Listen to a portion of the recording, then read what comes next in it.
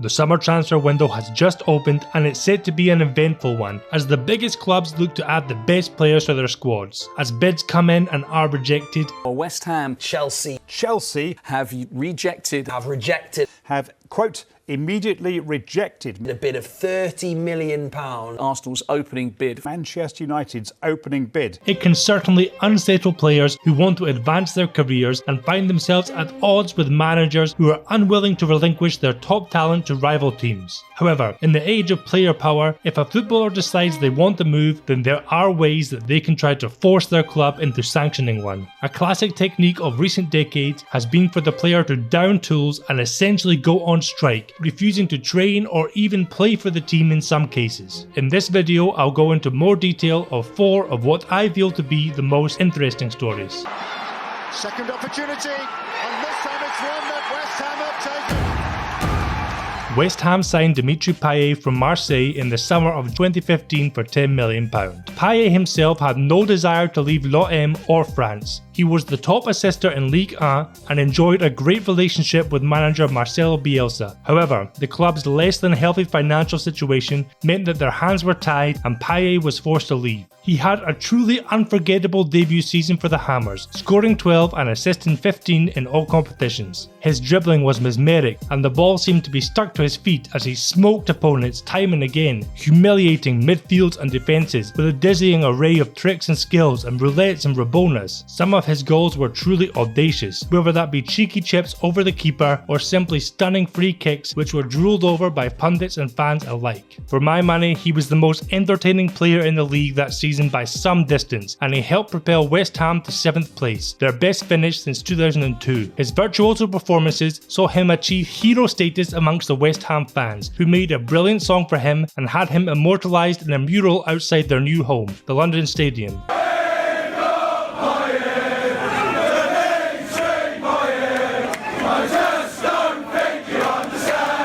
He also received wider recognition as he was named the Premier League's Player of the Year. Following some electric performances for France at Euro 2016 where they made it to the final, he returned to London but was not quite as deadly, only scoring 2 and assisting 7 in the first 18 games of the season. Back at Marseille, American businessman Frank McCourt had taken over the club in October and vowed to restore it to its former place at the top of French football and establish them as a European superpower. Significant investment had been promised to achieve this goal, and Dimitri Payet, a man they had never wanted to let go in the first place, was top of their list. As soon as the January window opened, the links and rumours between the player and the club started. West Ham's position was clear. They were not going to sell the player who they had made the highest paid at the club with a new 5.5-year deal in February 2016. The player himself was determined to get his own way, and on 12th of January he was pictured leaving the Rush Green training ground early in his Ferrari after not participating in drills with his teammates. Manager Slaven Bilic revealed all to the press. Let's get serious. I've got something for you. I have a situation with the player. It's Dimitri Payet. He wants to leave. We do not want to sell him. We have said hundreds of times that we do not want to sell our best players. We want to keep them. He's definitely one of them. Our best player. That's why we gave him such a long contract. I phoned him with that information. He has refused to play for us. He was subsequently not named in the squad for Saturday's match. The fans who had taken Payet into their hearts were furious that the feeling was clearly not mutual and security had to be installed at the player's mural to prevent it from being defaced. Former West Ham striker Dean Ashton branded his actions as disgusting, while Alan Shearer thought they had to sell him in order to prevent a fractured dressing room. Indeed, he was shunned by his teammates, barring him from meetings and dinners, while a brick was apparently thrown through his car window by an angry fan. He even refused to play for the youth team despite being forced to train with them. The club were determined not to be bullied and rejected 2 bids from Marseille, stating their desire for Payet to apologise to the fans and get back to work. With the window coming to an end and it becoming clear that neither Marseille or Dimitri were going to back down, a club record £25 million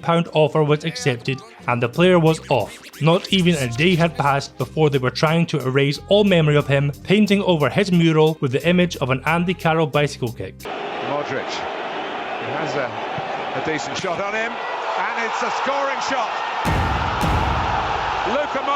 Luka Modric joined Spurs from Dinamo Zagreb for £16.5 million in 2008. He didn't instantly set the Premier League alight though, struggling with a niggling injury as well as being asked to play out a position on the left wing or in defensive mid by manager Juan Ramos. Pundits were quick to label Modric as being too small and lightweight for the Premier League. Such criticism just spurred the strong-willed Croatian on, who vowed to show the doubters just how suited he was for the Premier League. Juan Ramos led Spurs into the relegation zone and was sacked after just 8 league games. His replacement, Harry Redknapp, apparently instantly fell in love with Modric and went on to build the team around him. Firstly, by playing him in a position that would get the most out of him, in the centre of the park, wherever possible. The midfield maestro pulled the strings for Tottenham and helped them to become top 6 regulars. Redknapp frequently waxed lyrical about the magician he had in his team, saying things like, "He's a hell of a player and a manager's dream, so I'm told. He trains like a demon and never complains. Will work with and without the ball on the field and can beat a defender with a trick or with a pass. He could get into any team in the top 4. Or, he's an amazing footballer. The little man takes the ball in the tightest areas with people around him, wriggling out of situations. He could play in any team in the world." Unsurprisingly, there were several clubs who wanted to test that theory, and in the summer of 2011, things started to get messy. Daniel Levy rejected 2 bids from London rivals Chelsea for their star player, the first of £22 million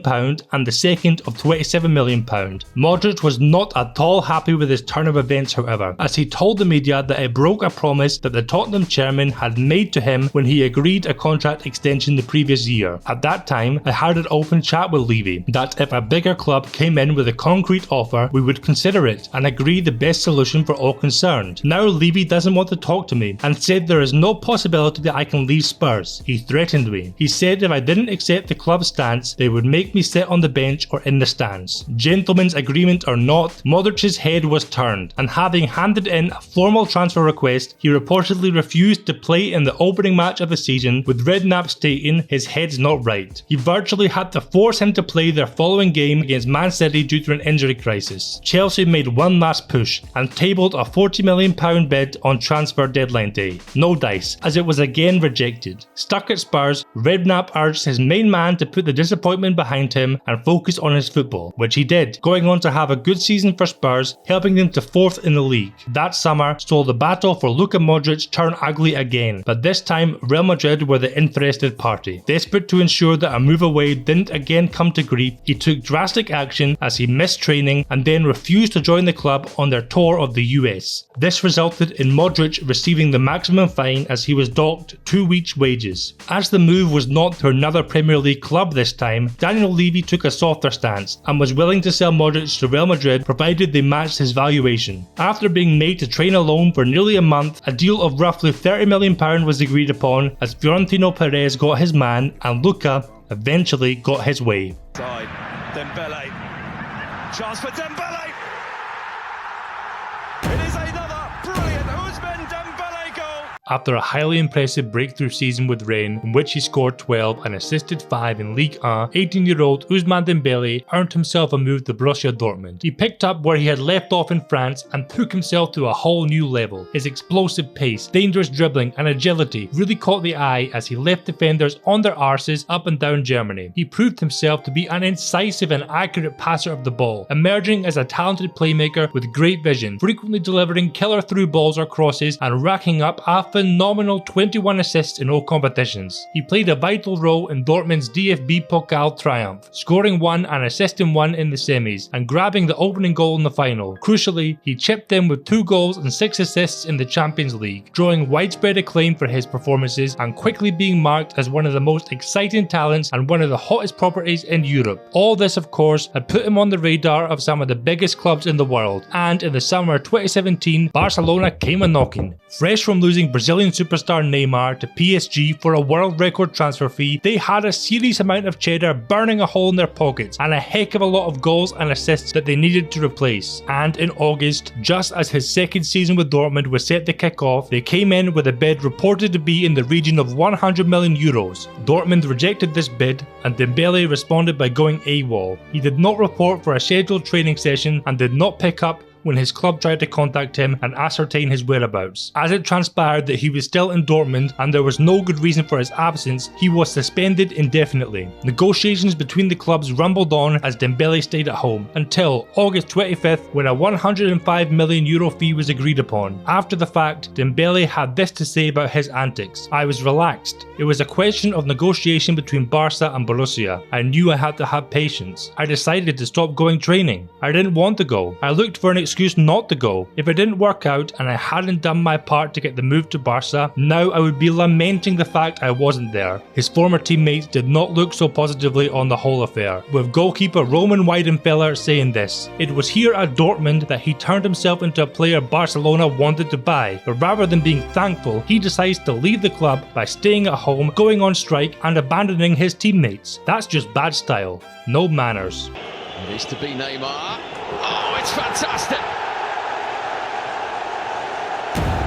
To add a wee bit of balance to the video, I thought I'd end it with the story of a player who did not get their own way. As mentioned previously, Neymar joined PSG from Barcelona in a record €190 million transfer in 2017. Constant injuries have plagued his time in Paris, as he has suffered lengthy spells on the sidelines due to metatarsal and ankle problems amongst others. When fit, he has done his best to live up to that eye-watering price tag, scoring 118 and assisting 77 in 173 appearances in all competitions. This hasn't been enough to achieve what PSG really paid all that money for though, the Champions League. Still, it's lucky that he has stayed around long enough to bag all these goals, as in the summer of 2019, a dramatic saga played out in front of the world's watchful gaze, with rumours swirling that Barca were interested in bringing the brilliant Brazilian back to the Camp Nou. Neymar thought he would kickstart things, and failed to report for the first day of pre-season as per a statement released by the club. This Monday, July 8th, Neymar da Silva Santos Jr. was summoned for the resumption of activities of the professional group of Paris Saint-Germain. Paris Saint-Germain found that the player Neymar Jr. did not show up at the agreed time and place without having been authorised by the club in advance. Paris Saint-Germain deplores this situation and will take the appropriate measures resulting from it. Still, a week later, he was lifting weights on his own, not participating in training sessions and not named in the squad for their friendly match against Dynamo Dresden, although he did eventually link up with his team and travel with them to China for their pre-season tour. He reportedly told PSG that he would no longer play for them and continued to train alone. There were talks between Barca and PSG, but they progressed little, as the French club wanted to recoup a decent chunk of what they had spent on him and were demanding over 160 million. Barca couldn't afford this and were making some headway with a player plus cash deal, but this stalled when one of their main offerings, Ousmane Dembele, stated his desire to stay with the Catalan Giants. Ultimately, a deal could not be struck and the transfer window closed, with Neymar still very much a PSG player and his reputation and relationship with the fans further in the mud.